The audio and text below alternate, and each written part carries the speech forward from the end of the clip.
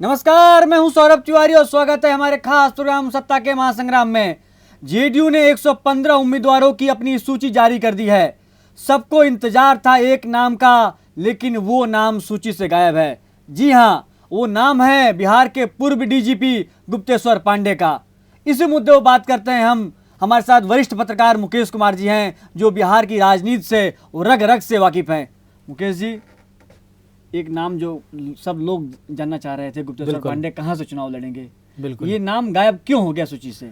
देखिए, नाम गायब क्यों होगा, इसकी दो तीन वजह है। एक तो जिस सीट से वो चाह रहे थे, जिस सीट से उनका नाम चल रहा था, हालांकि कभी भी पार्टी की तरफ से या खुद गुप्तेश्वर पांडे जी की तरफ से कभी भी इस बात का ऐलान नहीं किया गया कि वो चुनाव लड़ रहे हैं और इस सीट से उन्हें टिकट मिलने वाला, इस बात का ऐलान नहीं था। लोग अंदाज़ा लगा रहे थे और जो उनके करीबी हैं उनके करीबी के जरिए मैसेज आ रहा था कि ये वो बक्सर की किसी सीट से, ब्राह्मण बहुल जो सीट है, वहाँ से वो चुनाव लड़ना चाह रहे हैं। लेकिन वहाँ पर ब्राह्मणों का विरोध है, ये भी खबरें आ रही थी। लेकिन मुझे लगता है, जो मेरे सोर्सेज बता रहे हैं, ये बता रहे हैं कि विधानसभा चुनाव के लिए उन्होंने इस्तीफ़ा नहीं दिया अपने पद से। इनफैक्ट उन्हें लोकसभा में और या राज्यसभा में, क्योंकि एक बड़े पद से, डीजीपी जैसे प्रमुख बड़े पद से वो रिटायर हुए हैं, माफ़ कीजिएगा, वो उन्होंने इस्तीफ़ा दिया है और एक साल बाद वो रिटायर हो रहे थे। एक साल का कार्यकाल उनका बचा हुआ था, तो उनके एक्सपीरियंस का, उनको एक काम का एक बहुत ही अच्छा लंबा अनुभव है और वो जहाँ भी एसपी रहे, डीआईजी रहे, आईजी रहे, जहाँ भी रहे, उन्होंने पब्लिक के साथ मिल करके, पब्लिक के साथ जुड़ करके काम किया है और इस रूप में उनका नाम जो है लोगों में एक बहुत ही पॉपुलर अधिकारी के रूप में वो जाने जाते हैं। तो इसलिए उनके वर्क एक्सपीरियंस और पब्लिक से जो उनका कनेक्ट है, उस कनेक्ट का फ़ायदा पॉलिटिकल पार्टी उठाना चाहती है। लेकिन विधायक के रूप में आप अगर उन्हें ले जाते हैं, मंत्री बनाते हैं, तो उसका फ़ायदा स्टेट को उतना नहीं होगा। मुझे लगता है कि उनका जो एक्सपीरियंस है, उनका जो कद है, उस कद के मुताबिक उन्हें सेंट्रल की पॉलिटिक्स में जेडीयू को, खासतौर से नीतीश कुमार को, दिल्ली में एक ऐसा बंदा चाहिए, एक ऐसा पर्सनालिटी चाहिए, एक ऐसा नाम चाहिए जो दिल्ली में नीतीश कुमार के और जेडीयू के झंडे को बुलंद कर सके। तो मुझे लगता है कि इस वजह से उनको अभी विधानसभा में, लोगों को लग रहा है कि टिकट काट दिया गया, लेकिन मुझे लगता है कि थोड़ा सा मैं रुकूंगा। लोकसभा का आपने कहा कि लोकसभा और राज्यसभा में उनको जाना चाहिए, लेकिन लोकसभा की जो सीटें हैं, वाल्मीकि नगर जहाँ उपचुनाव होने वाला है, वहाँ भी लगभग जो सूत्र बता रहे हैं कि जेडीयू ने अपने प्रत्याशी तय कर लिए हैं, उसमें भी उनका नाम नहीं है।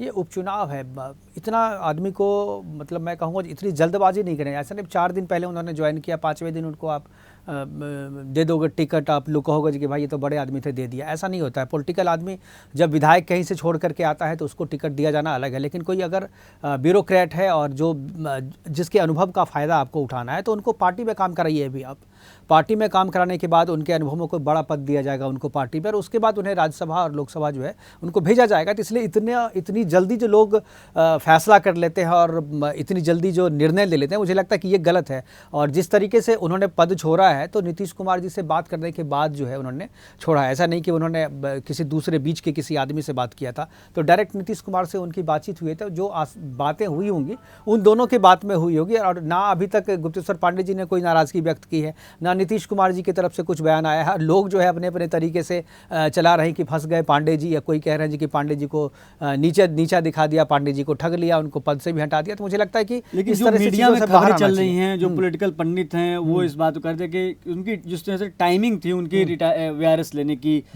सुशांत केस को लेकर सुर्खियों में आए थे, वो टीवी डिबेट पर शाम 5 बजे से लेकर रात 9 बजे 10 बजे तक बैठे रहते थे और उसके बाद नीतीश कुमार का बचाव करते थे। और यहाँ तक मुझे बयान याद है शिवसेना का जो नेता है उनके, संजय राउत, उनका कहना था कि गुप्तेश्वर पांडे ऐसे रिएक्ट कर रहे थे जैसे वो बीजेपी का झंडा लेके, बस उनका झंडा नहीं था, बस इतनी सी कमी रह गई थी। तो बीजेपी का नाम ले रहे थे, जेडीयू का। इससे पहले आपको भी पता है कि बीजेपी में एक बार टिकट लेने की कोशिश वो कर चुके हैं और इससे पहले भी एक बार इस्तीफा वो दे चुके हैं बीजेपी में। 2009 में आपने बताया था, 2009 में या 5 में, मुझे लगता है 9 में ही शायद, 9 में लोकसभा, हाँ लोकसभा बक्सर से, तो वहाँ पर वो एक बार इस्तीफा दे चुके हैं। तो ये उनके लिए कोई पुरानी बात नहीं है, ये नई बात है, एक्सपीरियंस है उनको। लेकिन मुझे लगता है कि इस बार जो है ना, इस बार लोग जो कह रहे हैं विधानसभा के लिए उन्होंने इस्तीफा नहीं दिया था, जो उनका कद है, जो उनका अनुभव है, उसका फ़ायदा विधानसभा में नहीं, लोकसभा या राज्यसभा में है। और इस बात को मुझे लगता है कि पार्टी भी जानती है, गुप्तेश्वर पांडे भी जानते हैं और इसलिए उनकी तरफ से कोई बयान नहीं आ रहा है। आप देखिएगा, अचानक जो है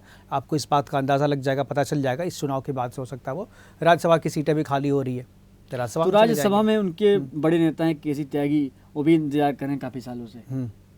हाँ, तो चेंजेज हो सकते हैं, ऐसा क्या है।